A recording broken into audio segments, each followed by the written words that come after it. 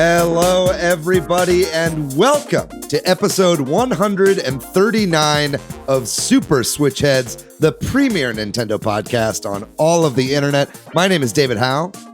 My name is Matthew Stoner. My name is Patrick Nice. Oh boy, ladies and gentlemen, we have ourselves a very special guest here for today's episode. Austin Young has joined us again on the show. How's it going, Austin? I am doing well. Thanks for having me back. Happy to be here. Yes, very glad to have you back. Today, we're going to be talking all about the newest Atlas release on the Switch, Shin Megami Tensei V. Weebs, listen up, because we're talking to you on this one.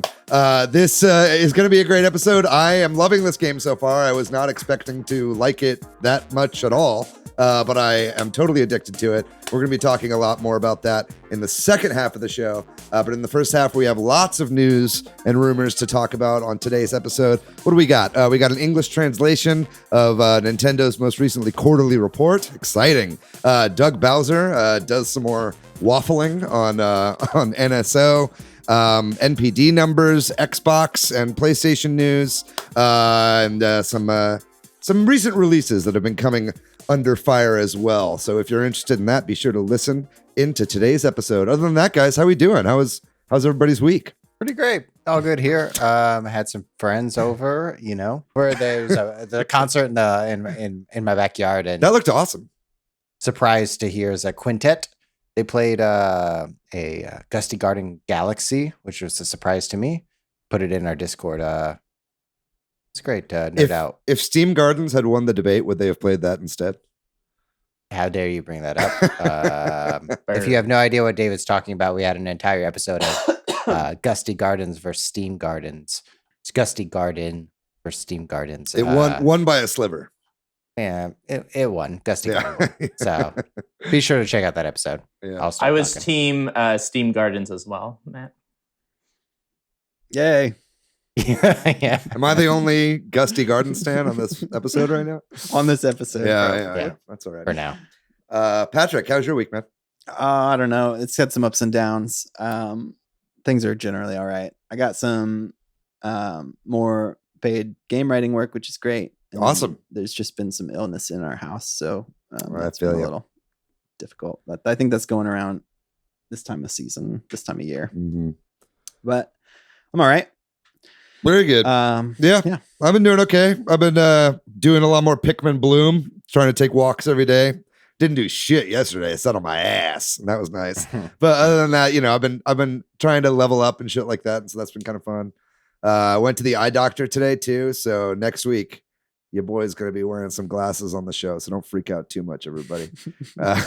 Also, unfortunately, did drop my Switch on the ground pretty intensely, and my white Joy-Con on the left keeps desyncing from my Switch, so I might have to send in my new white Joy-Con. Fortunately, the body seems fine, but now my Switch is a Pokeball, so got the red, rocking the red and white. All right. How are you doing, Austin? I'm doing well. I cat-proofed my patio over the weekend, so I can let my cat out on the patio without worrying about him escaping. He's pissed. But I'm a happy camper. Yeah, I'm sure he'll find a way. He'll. Pets are pretty smart. Yeah. Well, what's that movie where Tim Robbins gets out of jail?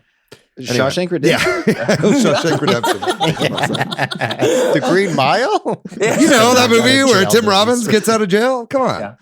Pancakes Redemption. Yeah. Very good. Bullworth? Anyway. Yeah, we got some shout outs, Patrick.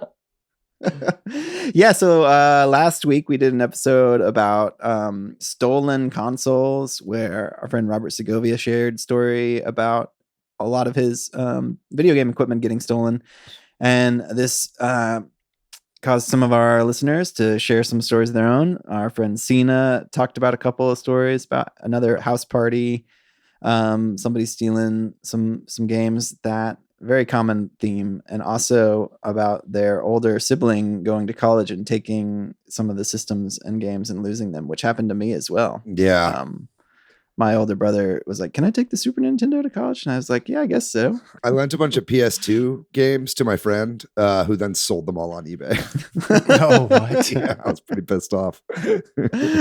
That's pretty bad. Also, we had some stories from our friends Derek Kopswa, who talked about some friends who like distracted him when he was 13 and then like went around his house and stole all his video game stuff, which is like pretty awful. A 13-year-old heist. Yeah, right. And that inspired another Switch Head, Greg Lockwood, to share a story about how their friend like tried to steal all their Nintendo 64 games and like they caught them and they had some lame excuse like they were just accidentally taking them or something.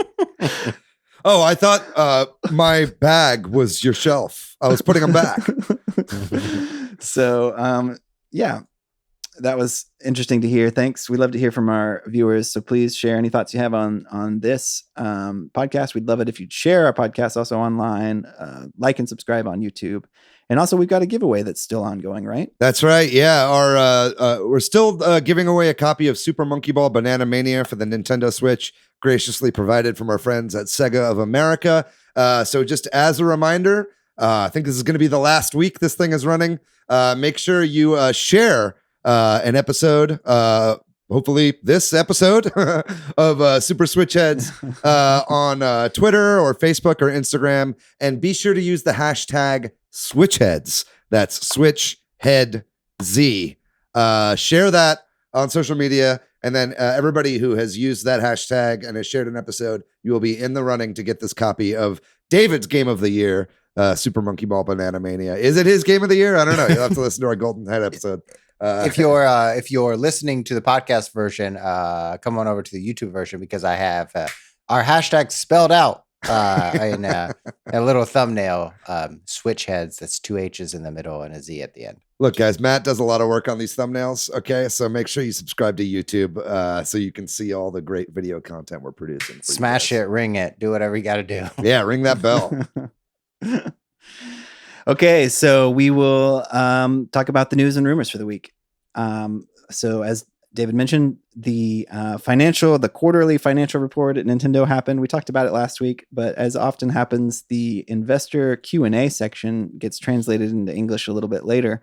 And these are usually, lots of dodging of answers, and that's no exception here. I think the investors actually asked a lot of really great questions.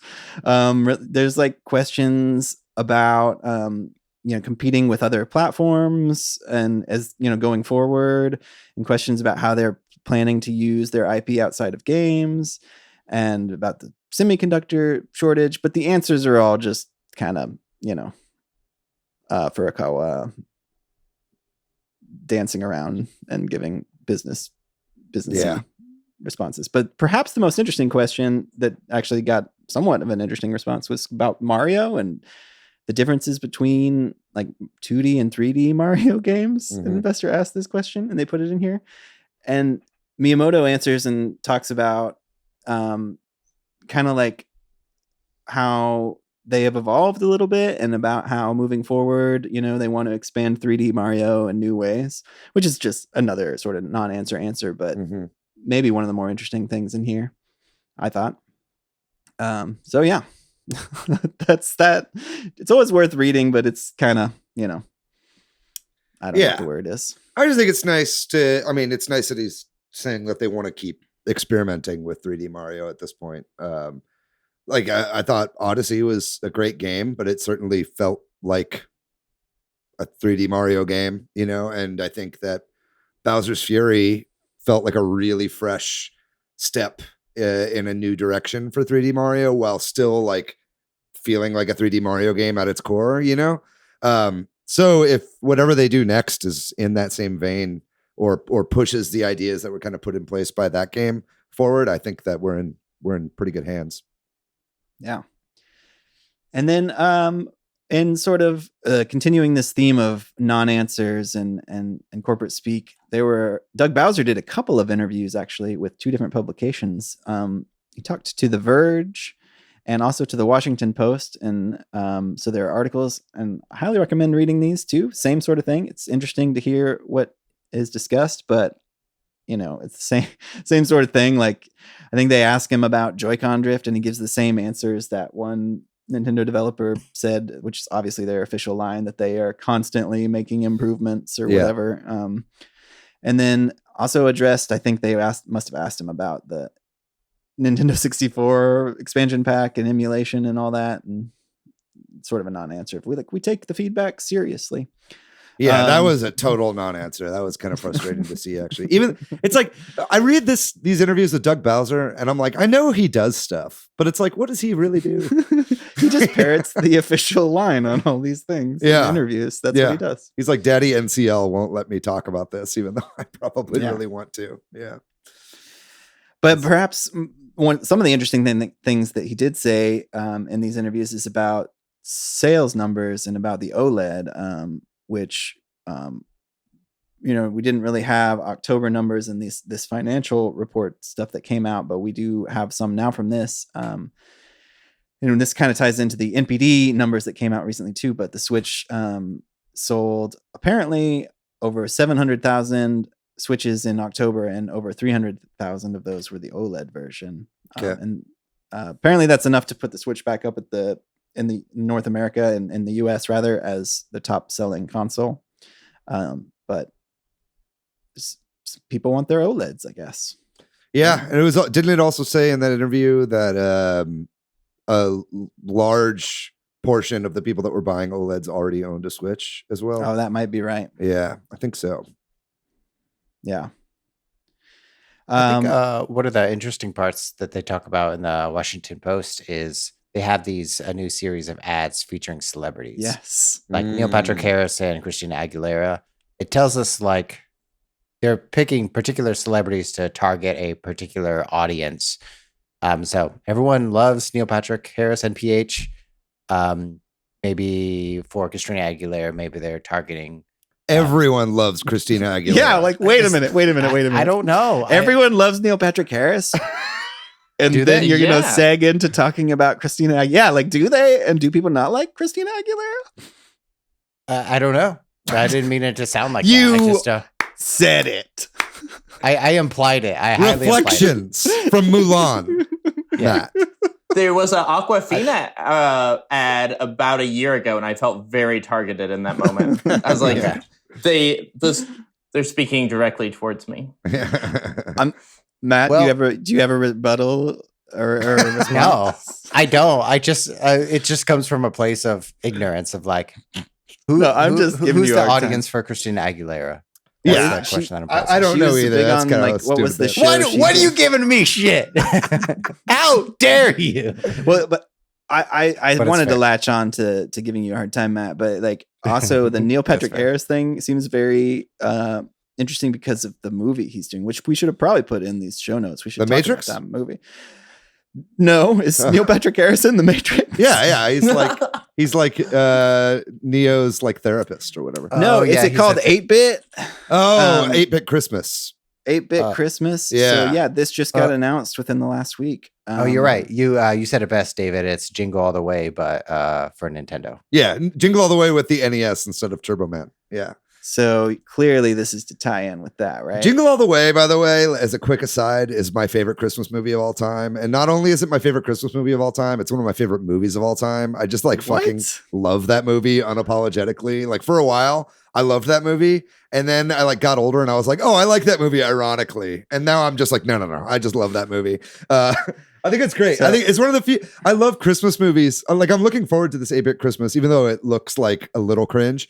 But the reason I'm looking forward to it is I love Christmas movies that are about the insanity of consumerism around the Christmas time, because that's what Christmas is in America. It's not spreading love and being with family.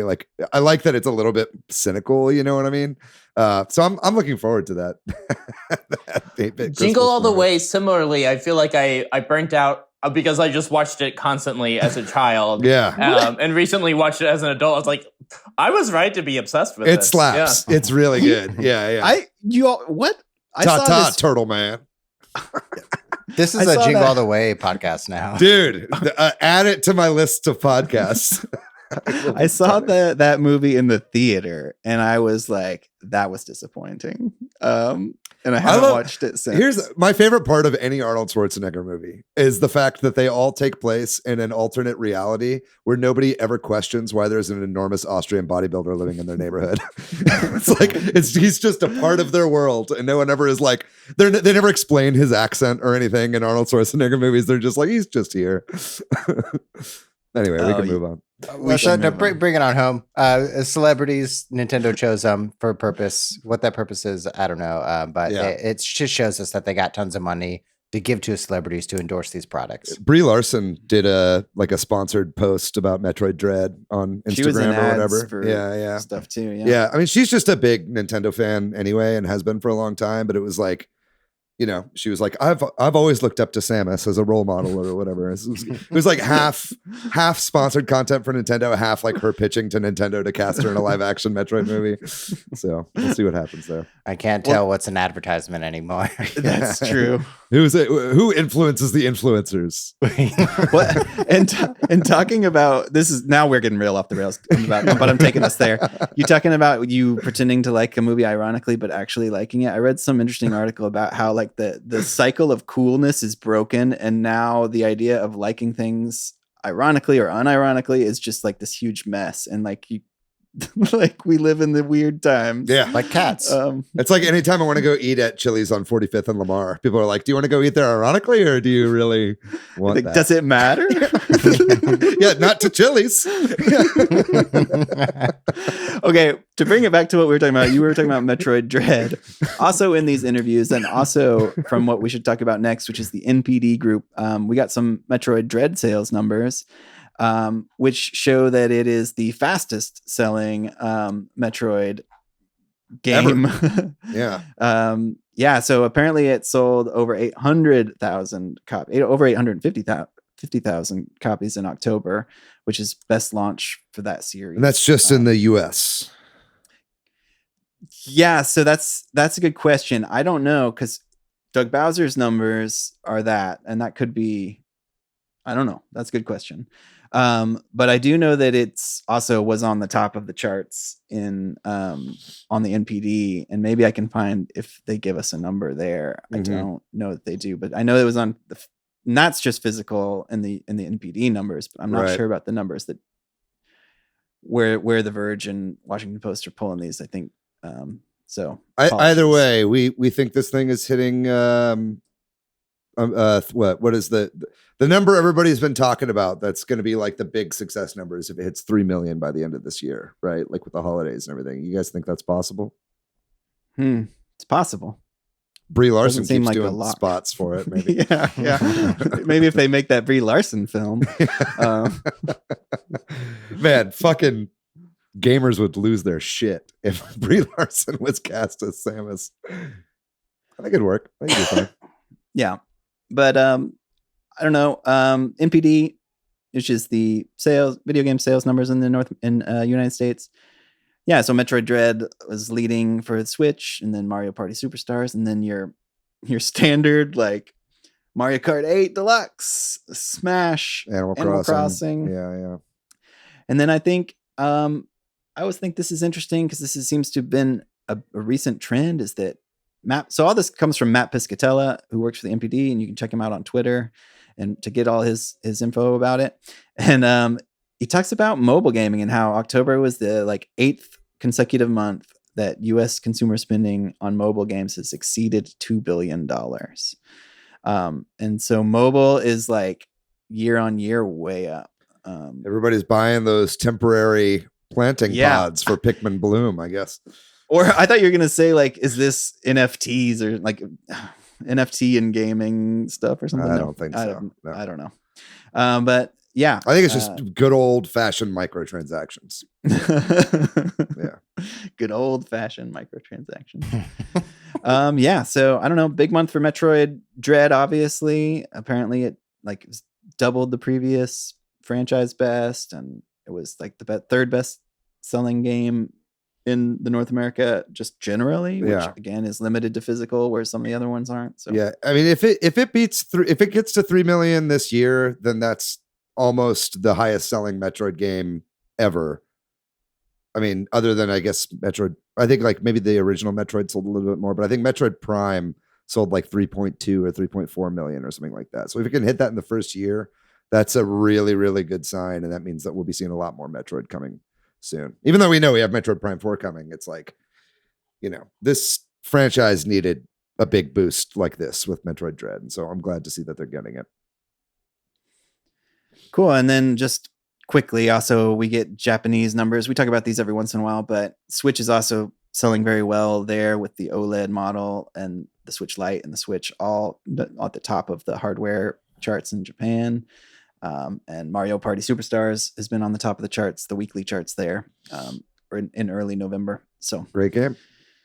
there you go. A lot of sales and news, but another couple of anniversary news items here. This happened today. I didn't have a chance to watch this, but Xbox had its 20th anniversary the day we're recording this, and they put out like a video. Did anybody watch this?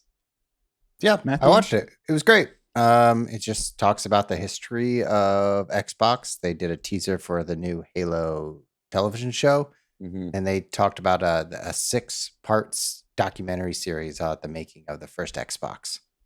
Oh, I'd watch that. I bet that's a pretty interesting story about them like inserting themselves into the gaming sphere. Yeah, what it was like at the time. Was it like 2001? yeah. Whatever year it was that came out, and what the industry was like, and a lot of naysayers about Microsoft taking their big dollars and entering the video game industry. I think it looks interesting. They showed off a lot of the never seen before prototypes for the Xbox, and I really enjoyed that part. But didn't it end with an announcement about Halo Infinite too? Yeah, and that's the thing that everyone was talking about yesterday. If you were on Twitter at all, is that I think it was like Pringles and like the code from Microsoft's website announced that Halo Infinite got released today in beta form. Multiplayer Halo Infinite is out on Xbox. Campaign still comes out December 8th. Yeah. And it's a beta for whatever that means. So Right. maybe Yeah. there'll be some changes. And like I think late last week, like Thursday or Friday, Nate from Nate the Hate had similar information being like, hey, from all my insiders, they're saying Halo Infinite's going to release early, basically on Monday. And then he kind of like backtracked the next day. I think he got cold feet and was like, uh-oh, I don't want people to get mad at me if this doesn't happen. But then it did happen, which is cool. I just think it's interesting. I think everybody kind of thought that if it were to release early, it would be kind of like locked behind Game Pass as a sort of, hey, if you sign up for Game Pass, you get to play Halo Infinite now, even though, it's coming out free to play for everybody, the multiplayer anyway. But no, I think just anyone can download this for free right now. So if you have Steam or PC, Windows Game Store or whatever, or any of the Xboxes, going back to Xbox One, you can play the Halo Infinite multiplayer right now. And then sometimes we do this the week after, but because we're talking about Xbox turning 20, maybe it makes sense because in just a few short days, the Wii has its 15th anniversary. November 19th is when the Wii came out in North America, which is where it came out first, actually. So, yeah, happy 15th anniversary to the Wii. Does it seem like 15 years ago, or does it seem less or more? Or exactly 15? Yeah. Feels like a long ass time ago to me. I don't know about you guys. Maybe it's because we do a Nintendo show every week. Yes. The Wii was the first console that I camped out for. I encourage everybody listening to go find my very old trailer for the Wii that I made before it came out in 2006. It's on YouTube. It's called Wii the Movie. It's on one of the very few times you'll see David without any facial hair. Yeah, it was me in high school. And then this week, a couple things that came out, Nintendo Switch related. The Twitch app apparently is now on the Nintendo Switch. So now you can watch Twitch on your Switch. It's bad. By the way, the app is real bad. Yeah. But you know what is good about it is watching David stream and turn it on and going into this really weird mushroom trip that I wasn't like acid flashback that I had while that was going on. Yes, I did stream recently, and I did pull up Twitch on my Switch while I was streaming on Twitch. So we watched myself watch myself on stream. That was kind of fun. It was fun. It was the right amount of time too. Yeah. But I will say, just like about, I mean, I'm glad it's there. You know, I'm even if it's bad, I'm glad to have it on there. You know, like especially now that I have an OLED, it's like, you know, there have been times where I've been watching a lot of Great British Baking Show recently because I fucking love that show, and it's like the OLED is kind of like the perfect size for like the screen size.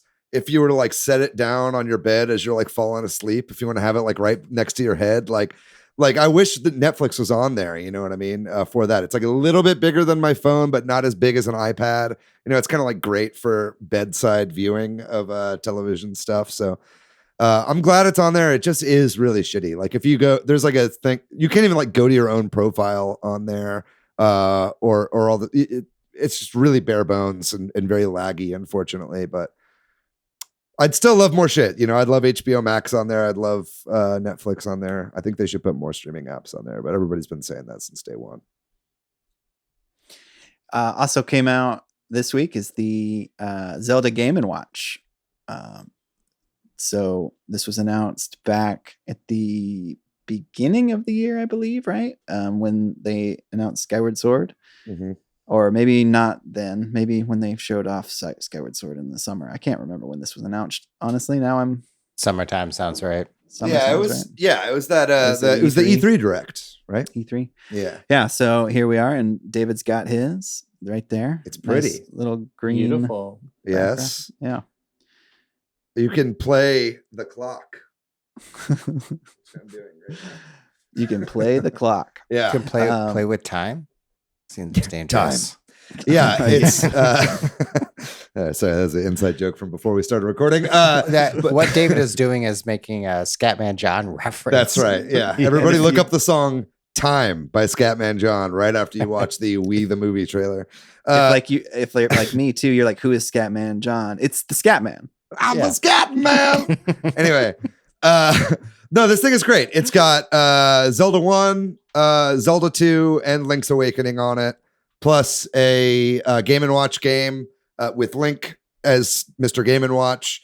And it's got the Japanese and English versions of Zelda 1 and 2, and like a bunch of different languages for Link's Awakening. So it's actually like, I feel like they took some of the feedback from the first round with the Mario one, which I also really enjoyed. I mean, they're just collector's items at the end of the day, but it's certainly fun to play Link's Awakening on this thing.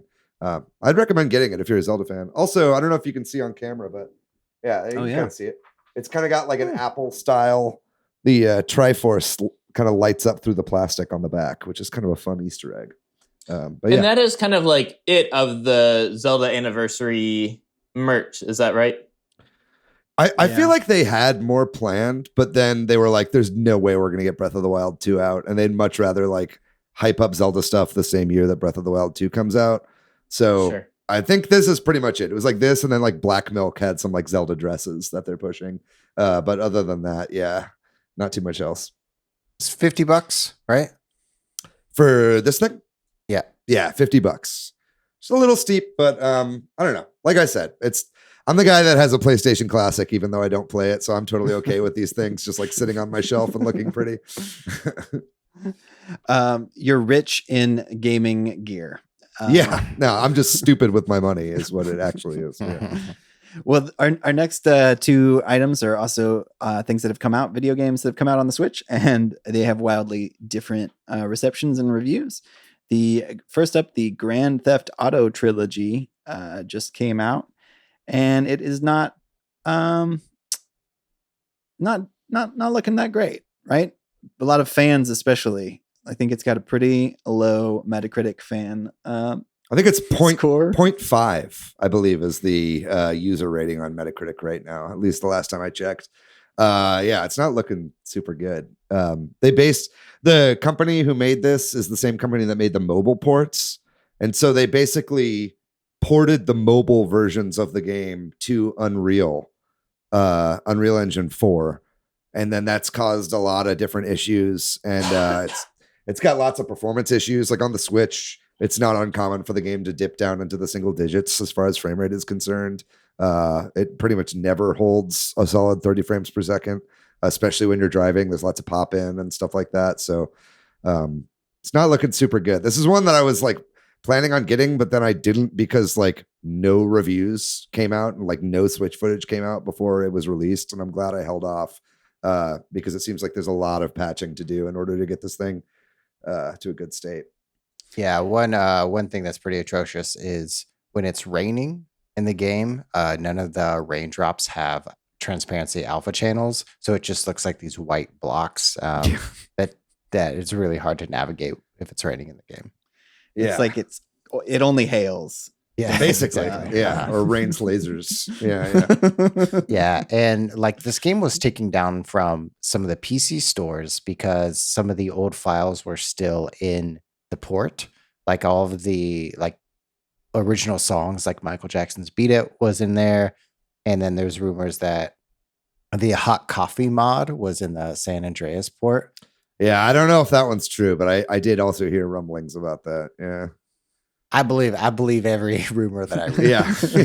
That's what we're all about. It's just blind faith on this podcast. But no, it's like if you don't get the rights to Michael Jackson in the new version, but it's still in the game files, that's a huge problem. Yeah. And that's almost certainly why it was pulled down. Well, there were some tweets by the developers that suggest they might be putting out updates, but we'll see if they can actually fix that. We'll see. However, Shin Megami Tensei V, which we're going to talk about in our main topic, also came out to very good reviews, actually. It's got very high critic and user review on Metacritic right now, sitting at 85 for critics and 9.1 for users. So, yeah, it's got a lot of like 9 out of 10s and stuff like that from various sources. Yeah, it's also selling well. I think already there have been some reports out that it's like selling, I think it was like 60% better than like Bravely Default 2 and other kind of similar JRPG releases on the Switch. It's outpacing in Europe anyway, and here in the US. So it looks like it's going to be doing pretty well as far as the series is concerned, which has always been a pretty niche series. So yeah. So one of the better comparisons that I've heard to the Persona series is that this is like the Persona 3, which is when Persona became more mainline, and that the SMT5 success, the reviews and the sells, it seems like this is finally its break into kind of mainstream gaming consciousness in the same way. I think Persona 5 being a humongous hit as well only helped the sales of this game. Absolutely. So it's cool to see that for sure. And before we get into our main topic and actually talk about the game itself, there is also some data mining done on the game that just like it could mean nothing and probably means nothing, but that in the code somewhere it suggests that it might have been intended, or it could just be holdover code from other things, to have multi-platform release maybe down the line. There's a PlayStation and a PC reference in there, but kind of doubt that. But I think that does line up with like that big G-Force link, which I think had Shin Megami Tensei 5 on it too. That G-Force leak keeps the rewards keep coming from that thing. It has not been proven wrong yet. So we'll see, obviously, but at the very least, we won't probably find that out for another year. Chrono Cross. I know, dude. Chrono Cross. Let's go. I hope so. I'll lose my shit. I will quit this podcast. What? I won't. Yeah, I won't do that. Matt, you're the only one who knows how to do Streamlabs. I just wanted to hear that. We need you, Matt. We love you. Despite how you feel about Christina Aguilera. Listen, I'm sorry. Okay, I knew this was going to come up again. I feel like all the Christina Aguilera stans are gonna. Yeah, they're gonna be pissed. Yeah, and there's quite a bit of crossover, as is evidenced by them hiring her for the commercial. Fair. I mean, I think like so like the rational gamer in me is like, yes, a PC port would be a great idea. Obviously, Persona 4 Golden came out on PC and it sold like fucking hotcakes on Steam. And Atlas was like, what? People want to play this on PC? And it's like, yeah, dude, that's what everybody's been saying this whole time, is release it outside of just PlayStation products, right? So like, I think it's great. And I think it was on PlayStation, it would sell really well too. I'd love to see it on both platforms. I think more people should play this game. But the Nintendo fanboy in me is like, oh, can't we just fucking have this as an exclusive? You know, like, you won't release Persona 5. Let us have Shin Megami Tensei. But that's, you know, you got to stuff that one down, because it's like, I think this game would flourish on PC and PlayStation, and I hope that they can do it. You know, I love seeing Octopath Traveler go to multi-platform. So, yeah, that's Persona. I would love to get into that series, but I don't own a PlayStation and don't really have a gaming computer either. Just have my Switch. So, wish it would come on over. Yeah. Well, we're going to talk all about Shin Megami Tensei V when we come back after this short break.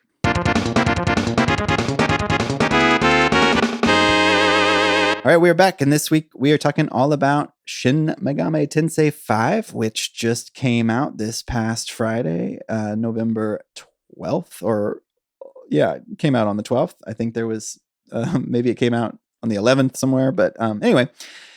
It's out. It's out, and here we are. It's also interesting because this was one of the very first games announced for the Nintendo Switch back before the Switch came out, back in January 2017. Admittedly, at the time, they said it was early in development, right? Mm-hmm. Oh, well, it featured Odin, the Odin designed by Doi. And I'm curious, I haven't seen Odin play a significant role, but I'm only 15 minutes in, so I'm curious. There's a lot of conversation about whether or not he was supposed to play the role of another character or not, kind of early on. Gotcha. Yeah, I was like, they showed a trailer back in 2017. I wonder how much of that stuck or not. Stuck. I don't even remember that trailer. I got to go watch that again, see what's changed. Yeah.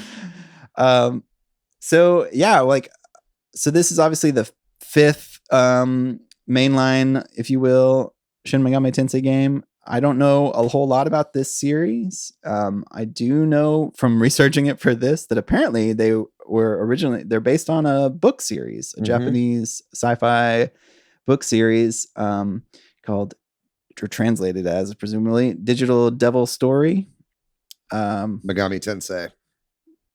Yeah, and originally called Megami Tensei, and then the Shin came in somewhere. Or that's like at least the international version. Yeah, I mean, like, if you want to get back to the very beginnings of it, I mean, it's like a very simplified way to refer to it, but it's like definitely Pokemon before Pokemon, right? Like, you know, even going back to that novel, it's about like digital demons that you collect, basically. You know what I mean? And it's like a very similar idea to Pokemon, but it came out a full like 10 years before or something like that.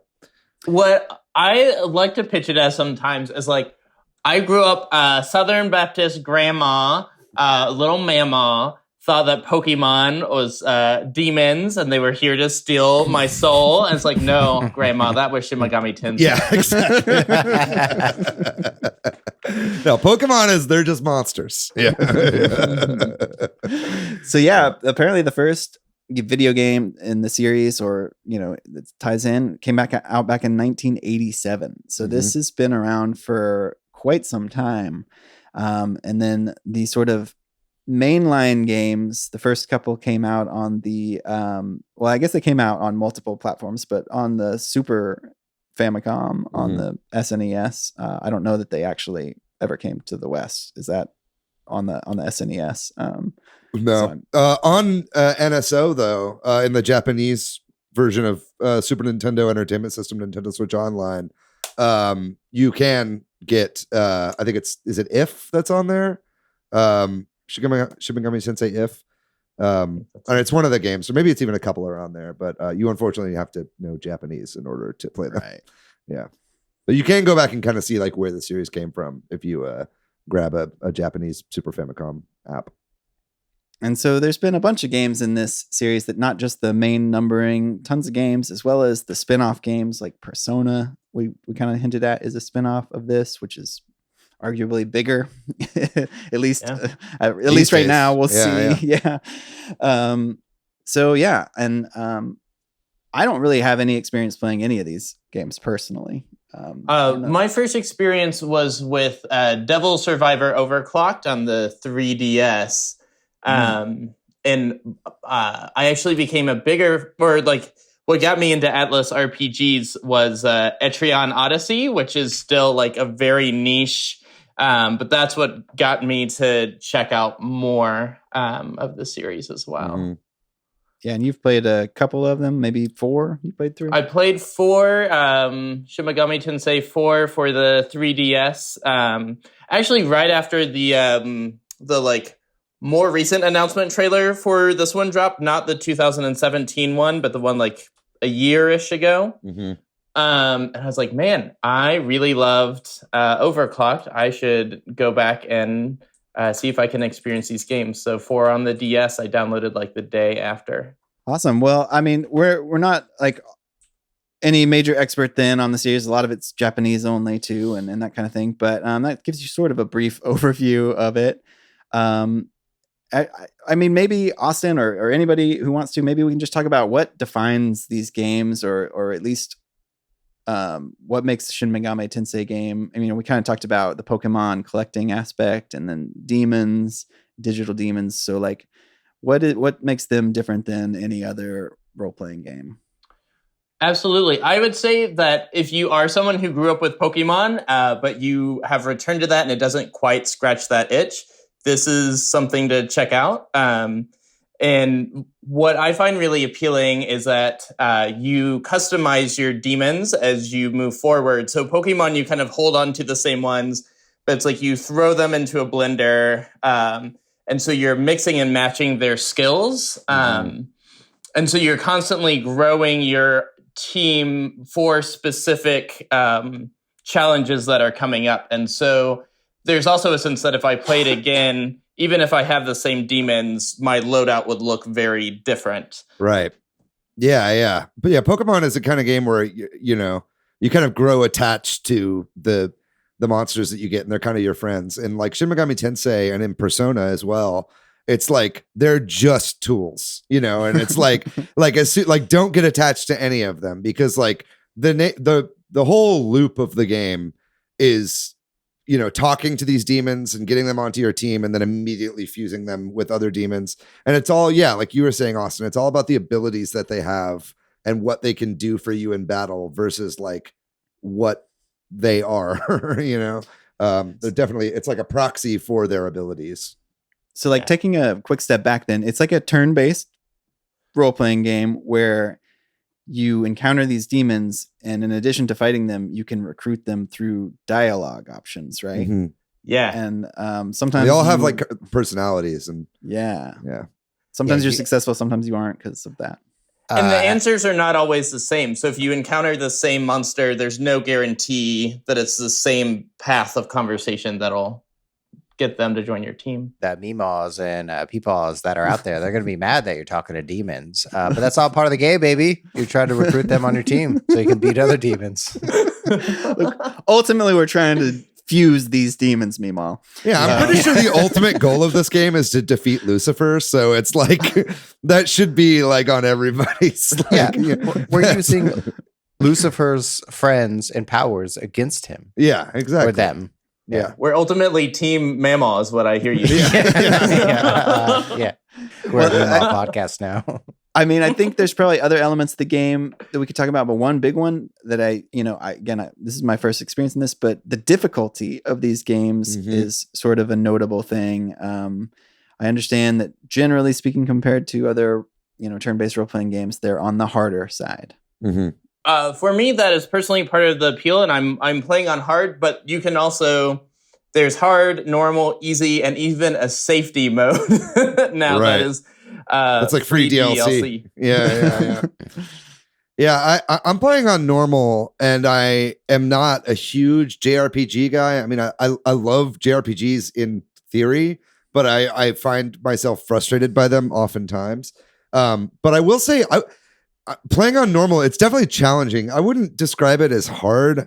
I would describe it as like unforgiving. You know what I mean? Like it's not, there's no auto save in this game.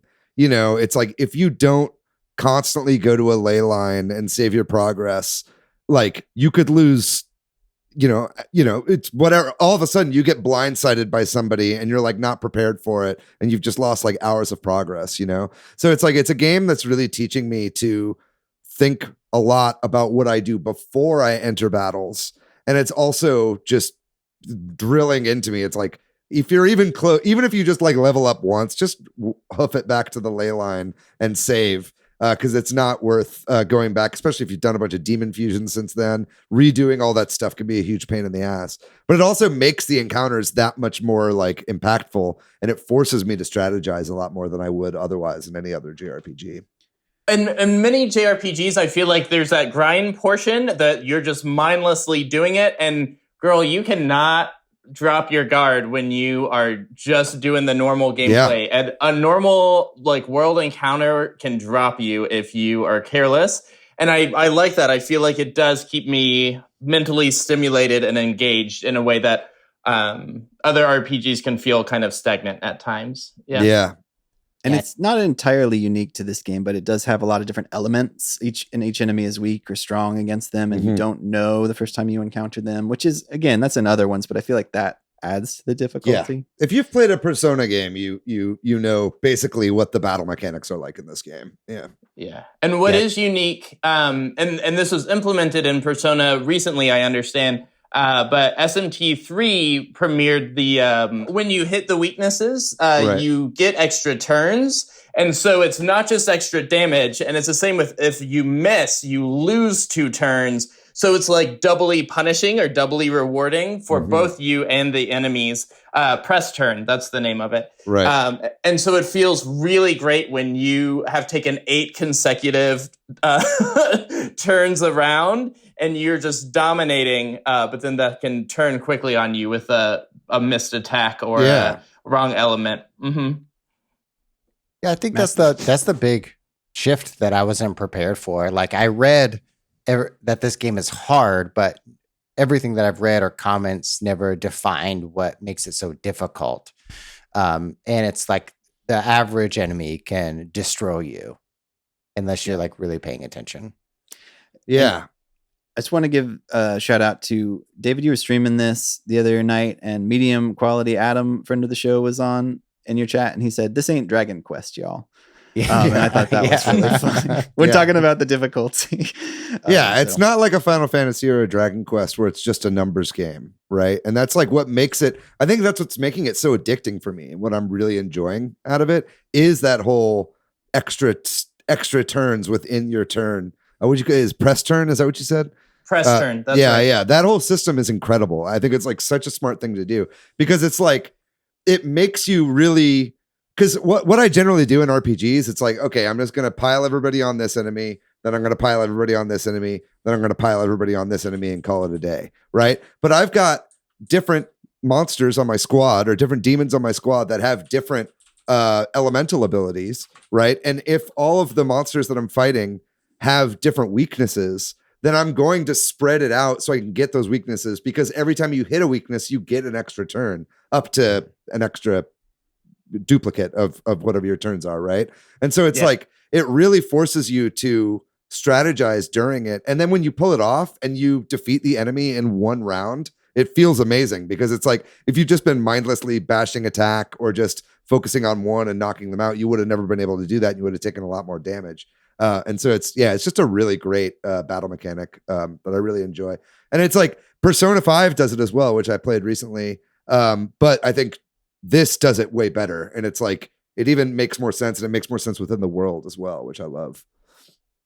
Yeah, and I think once again, I've never played a Persona, but my understanding is you go to Persona if you want that balanced with your kind of doing the fun daily things on the calendar. You get a job and you make friends and you date. This is just like straight combat. There, even like the story of this one is just enough to get you in. and I'm 15 hours in and I haven't had a huge story update in a while. I'm not upset about it, but it's definitely a more combat focused RPG experience. Yeah. Well, that gives us a little segue then into story. Obviously, like this is a probably 50, 60 hour minimum to beat type of game. More if you're trying to do, all the stuff or taking your time. But these are obviously very early impressions, but what do y'all think about sort of the opening sequence and the story and is it enough? Obviously, Austin, you kind of hinted that it's enough because the gameplay is good enough. But any thoughts on that? What we're in Tokyo, right? Like where you're playing a high school student, super tropey, sort of a bland protagonist that you name. It's every Atlas game there, pretty much. Pop quiz for everyone. What did you name your protagonist? My character's name is Kazumo, because my cat's name is Cosmo. So he's Kazumo Hauzu. I went real boring. I'm just Austin Young. Yeah, your full is it your full name? Like it asked for a last name, so I was like, I'll give it to you. Yeah. The last name threw me too. I put in PDX, PDYX, and it was like, what's your last name? And I was like, Dickerson. PDX. And then I decided like, well, this is Japanese and it would feel weird if I didn't have like a Japanese name maybe. So then I tried to put in a Japanese surname, but it only let you have like 6 characters. And so I was like, I was really stuck. So I went with Kazumo. That's pretty good. What about you? I also, Austin, I also did my name. I wasn't prepared. I was like, I need to name my character like a Chrono or a Cloud or something. Like I don't like putting myself into the game or naming my characters. So I was like, I don't know what to do. So I was like, I guess I'll do my name. Yeah, I was feeling real not creative in that moment. I'm not a fan of this trope in Japanese. It seems like Japanese role-playing games where they give you a character who they're trying to make bland, but has an appearance and has a thing, and then want you to name it with no default suggested name. I think if I'm building a character from the ground up, like in a Skyrim type character builder, I can come up with my own name and feel good about it. Like I don't need a suggested name, but I like a suggested name in this situation. In all of the trailers, the name of the character is Protag. Yeah. Well, it also doesn't really matter because like as soon as the story pops off, because basically you start off as the student, right? And you like leave school and then right away you get like knocked out or whatever. And you wake up in this post-apocalypse, right? And it's like pretty much as soon as that happens, you walk out into the sandy kind of overrun Tokyo and you meet this dude who like merges with your body and you become the Nahobino, right? And so it's Nahobino. And so it's like for the rest of the game, you just are Nahobino anyway. So it doesn't really matter what your name is. I mean, I'm sure you go back to modern day Japan at points, but I haven't gotten there yet. But it's like the voice actor for Protag and Nahobino is the same little fella who did Shinji Ikari in Netflix's Evangelion. Oh, okay, very good. Oh, is it the same Shinji? I wondered what he sounds. Again. I wonder if he also played Link because anytime he like swings his sword, he sounds. It does sound like Link. Yeah, it's a very Link. Yeah. Anyway, so but yeah.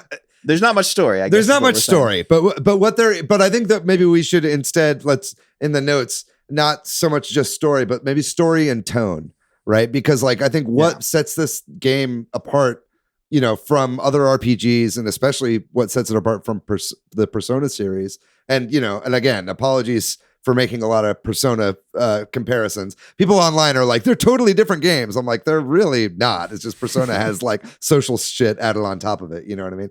But it's like, but anyway, what sets it apart is the tone. And it's like really like dark and gothic and weird and just out there and like very mature.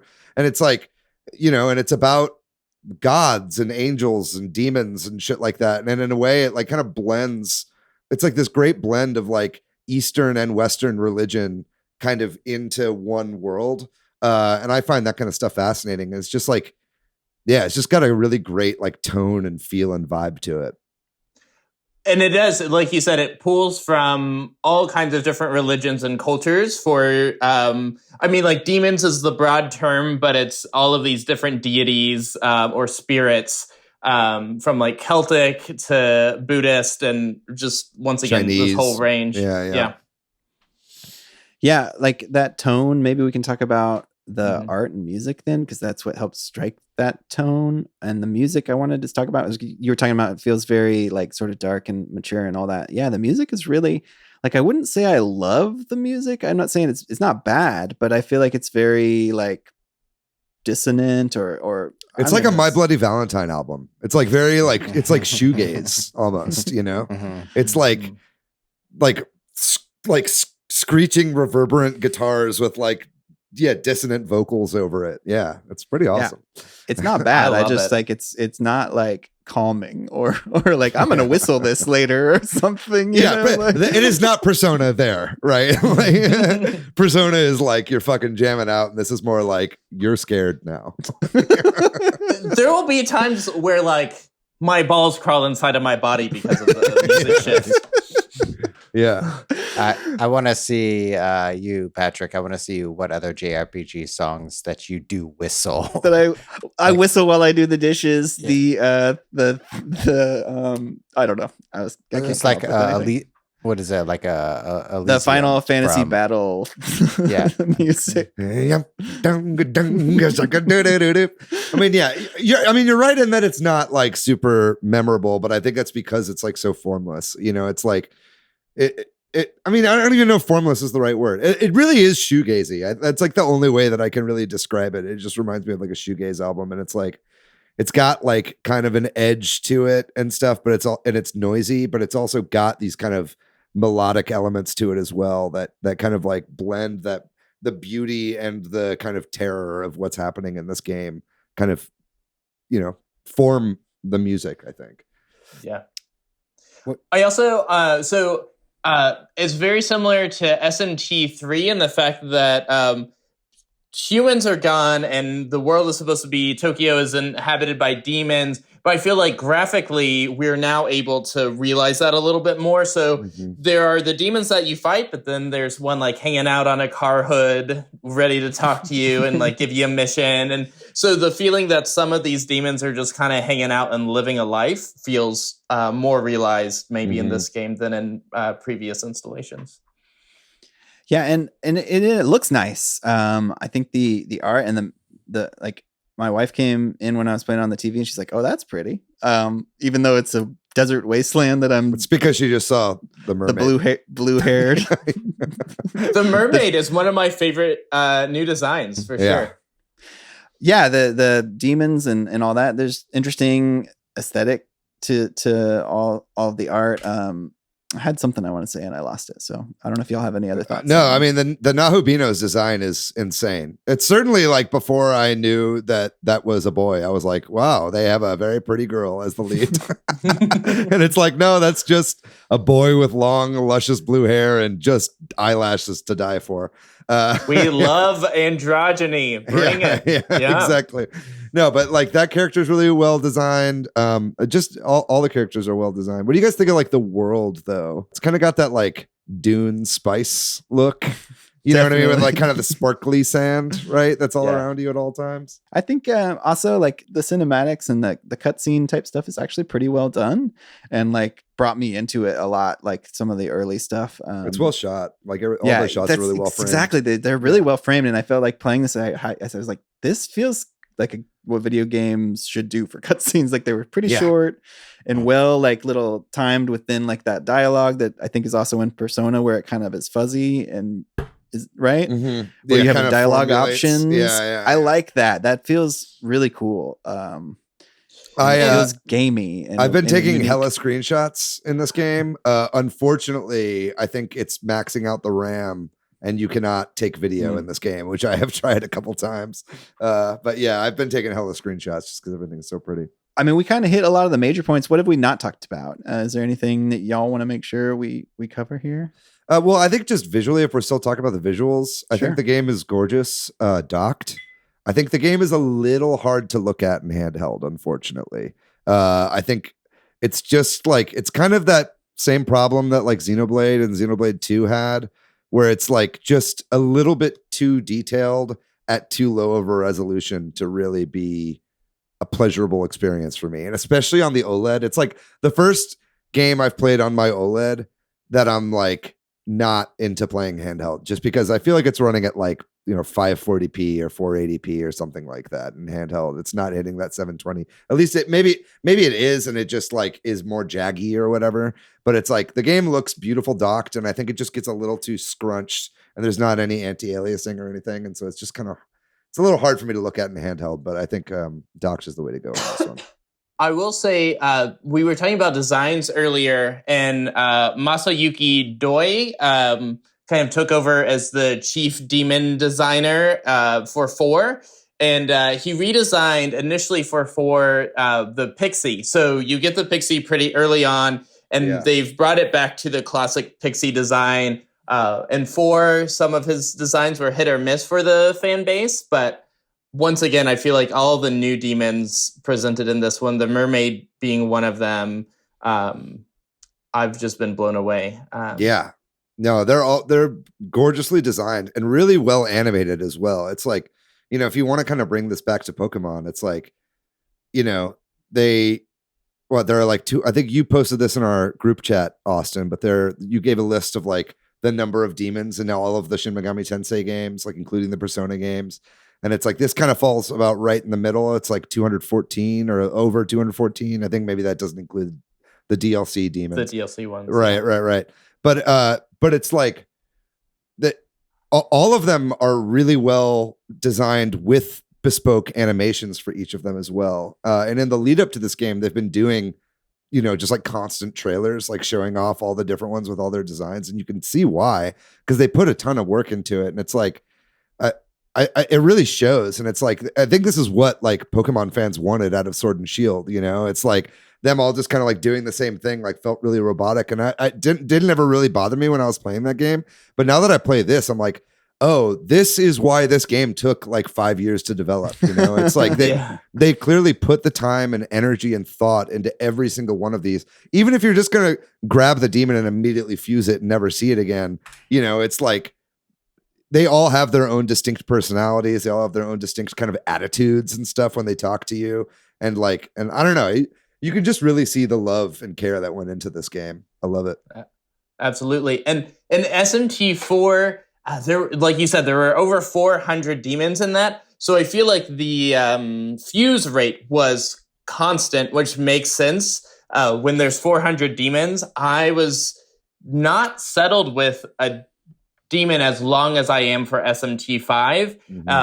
And so even I'm like, man, I've been playing this for a whole hour and I haven't fused this character.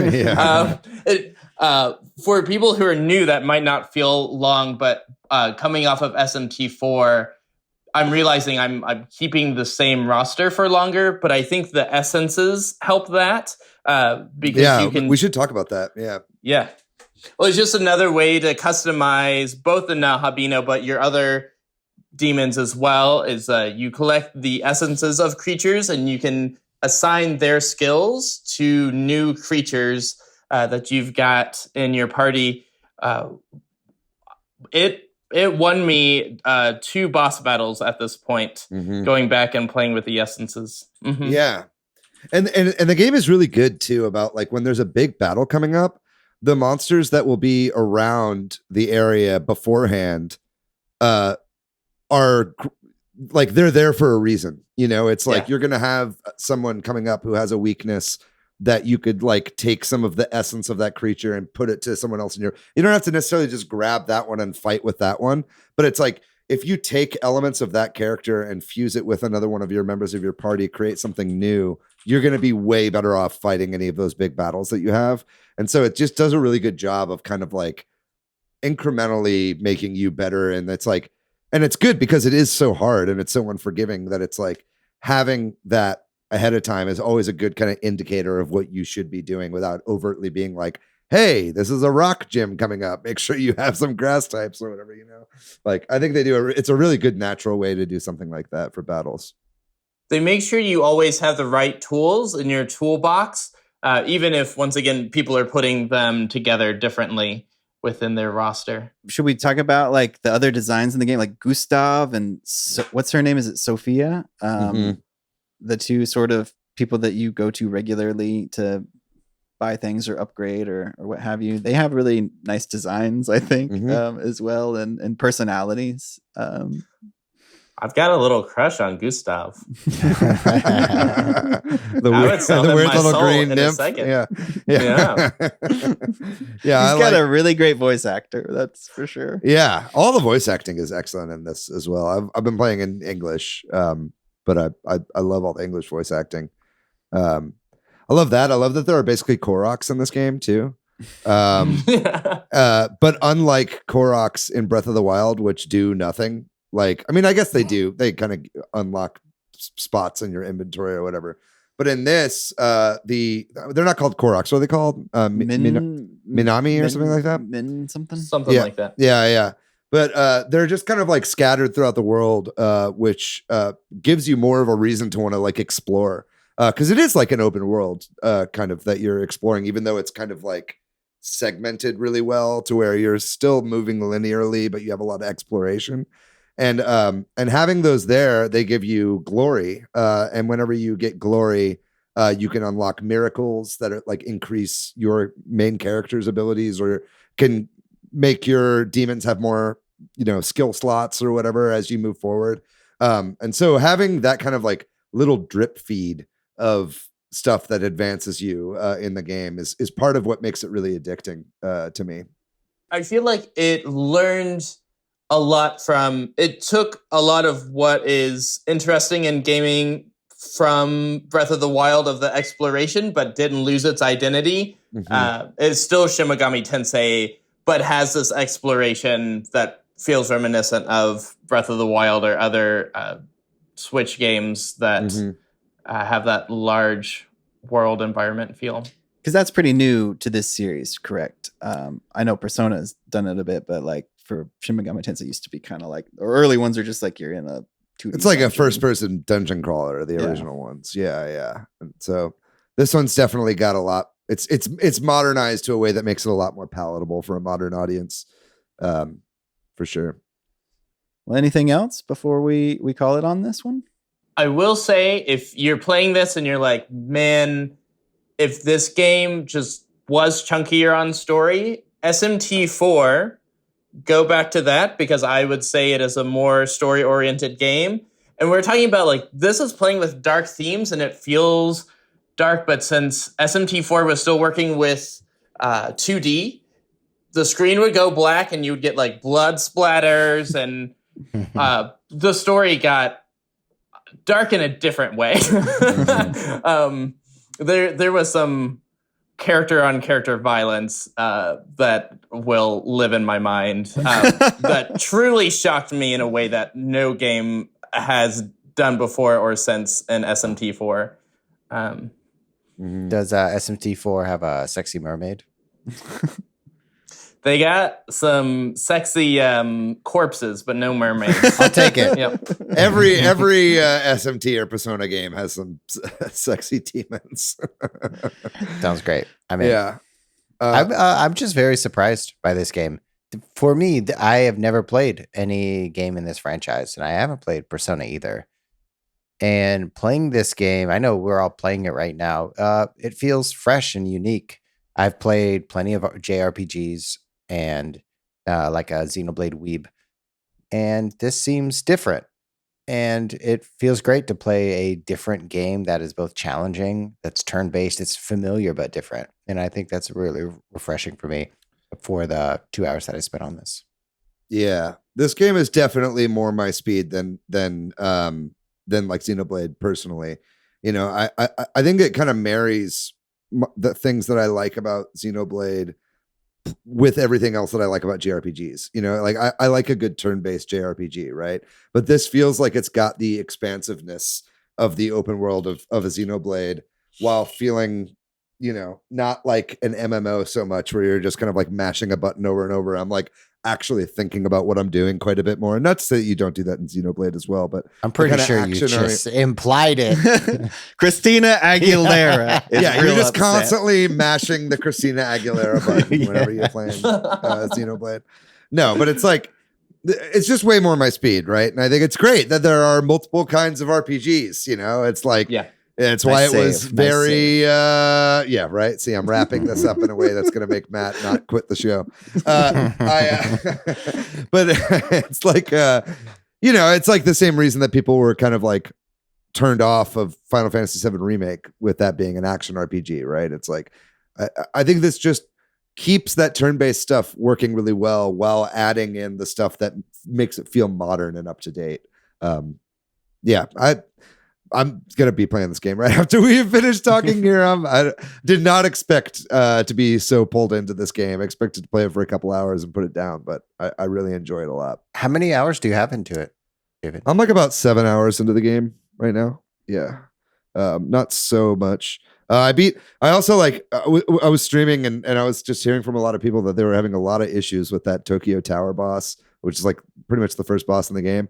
But I fucking killed it on that because I was like prepared. I was like, the game was like teaching me all this stuff to like do. And I just kind of was like, okay, well, I should probably do this. And I had like a healer and I had some people that were good against his weaknesses. And so I was able to like, I don't know, I just felt like fucking smart. Like, you know what I mean? Like, it just makes you feel good. It's like every battle is like a puzzle that you can solve. And I love that aspect of it as a big puzzle guy. Yeah. I beat that boss my third try without taking any drops. And once again, just so satisfying. It's like, yeah, I'm a fucking RPG master. Yeah, exactly. Not really, but it feels that way when you beat these bosses. And that's it. It's challenging without feeling unfair. Of once again, you have the right ingredients to put together to take them down. And once you get destroyed, it's like, man, what can I change up to take this down? That feels really nice when you do. Yep. I just feel like I'm like, have I been playing every other JRPG wrong? And I'm just like, and this game just like unlocked it for me. But it's like, because I just like brute force everything on JRPGs generally, and it's fine. And I get to the end, but you just can't do that in this game. Mm-hmm. And so it just kind of like teaches you to think more strategically and use your head a little bit. And yeah, I love it. Just like life, David. Just like life. It's a life lesson for everyone here today. You know who I first learned this lesson from? Christina Aguilera. All right.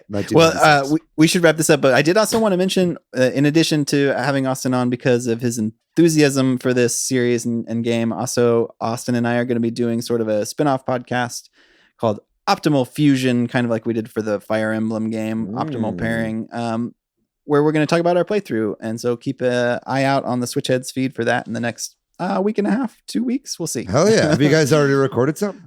No, well, this is kind of our launch for that. So we'll probably retread a little bit of this ground, but mostly kind of move on to more in-depth of details about the spoilery talk.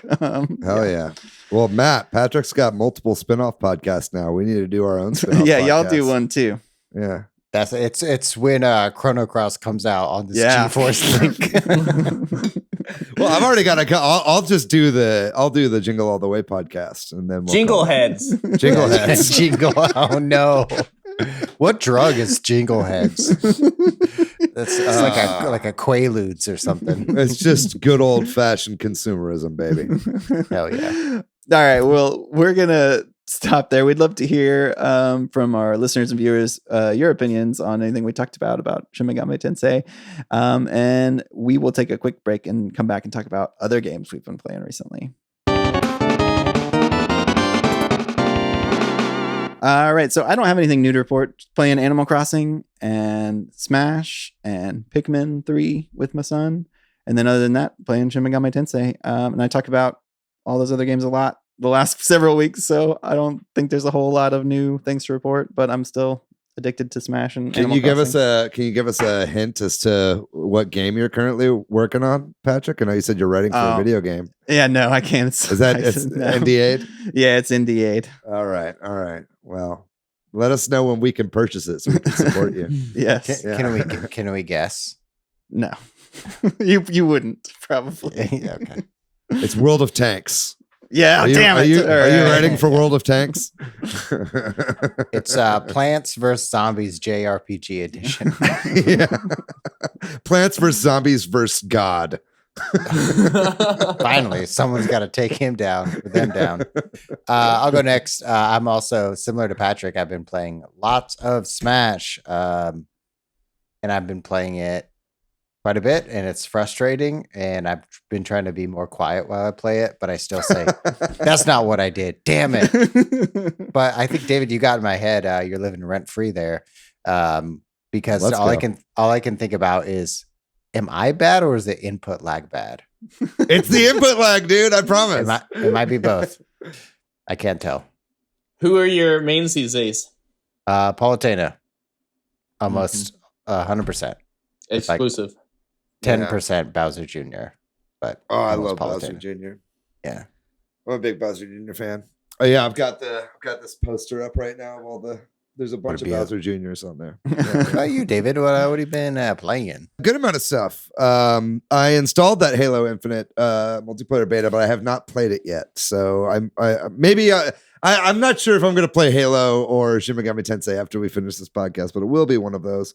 I played a little bit more Mario Party Superstars. Had a really fun game of that recently. Super Monkey Ball Banana Mania. Still playing more of that. Been playing more Splatoon as well.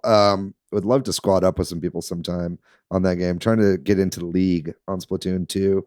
And then Shin Megami Tensei V. I've still been playing Demon Turf and Binding of Isaac as a part of my Demons Aplenty series on Twitch, which I'm currently doing, which is just cycling between 3 demon games.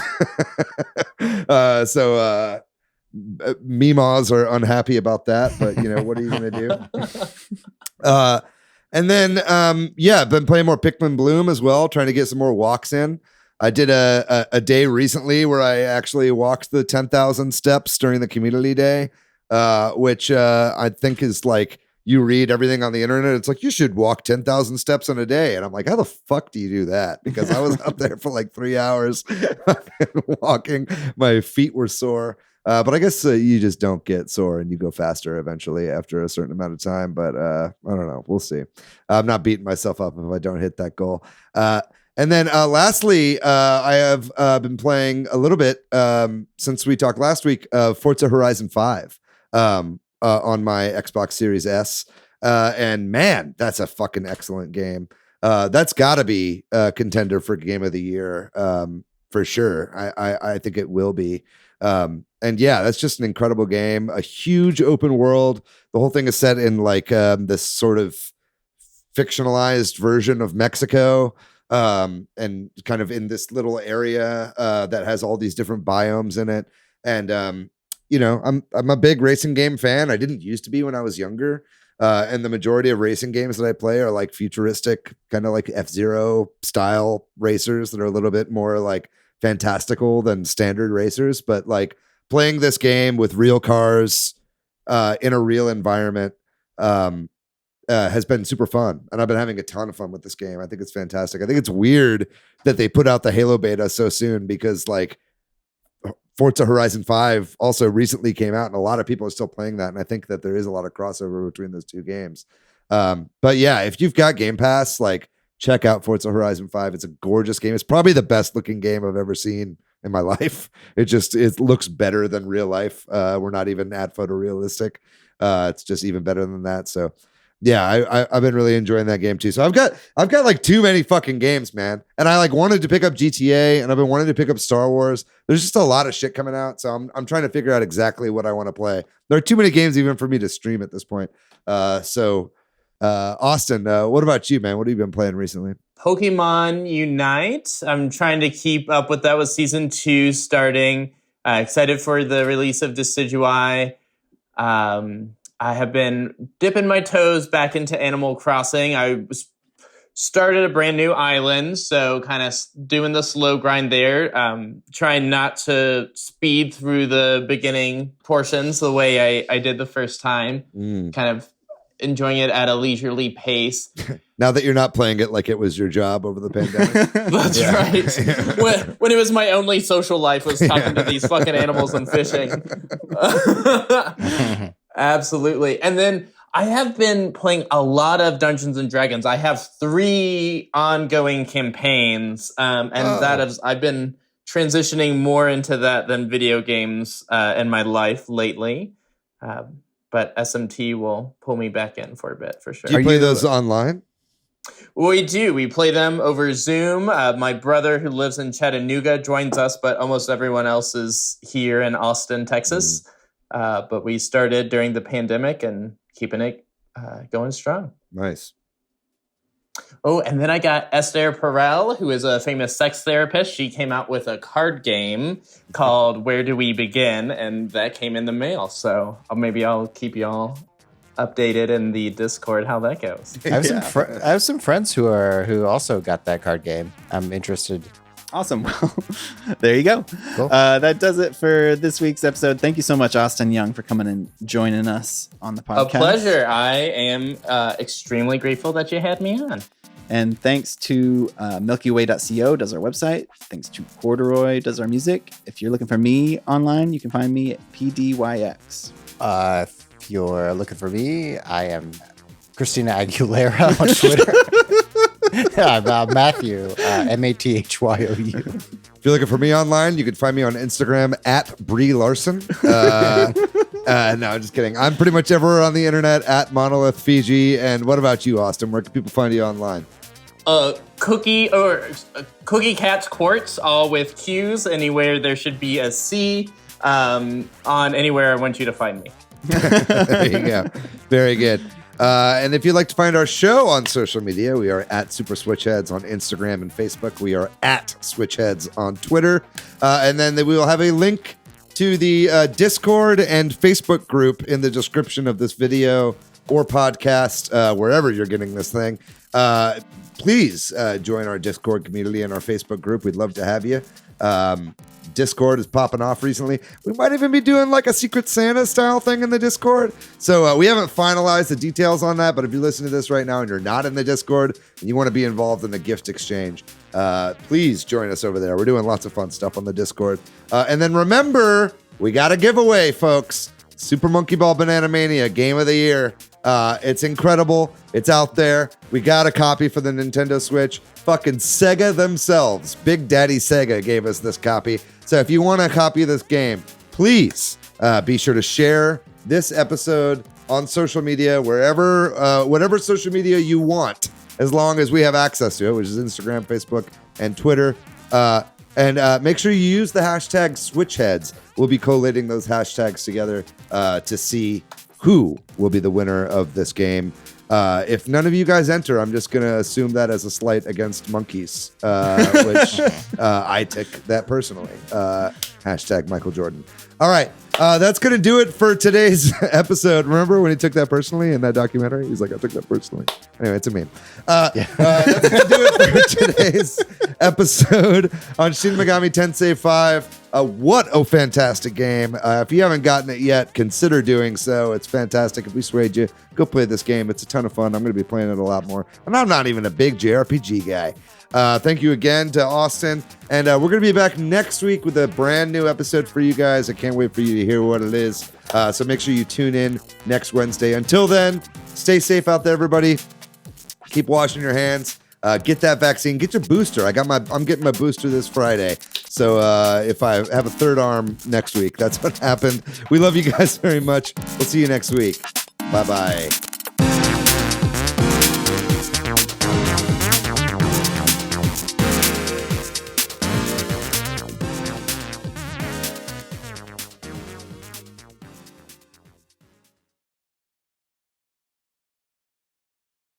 I'm the scat man.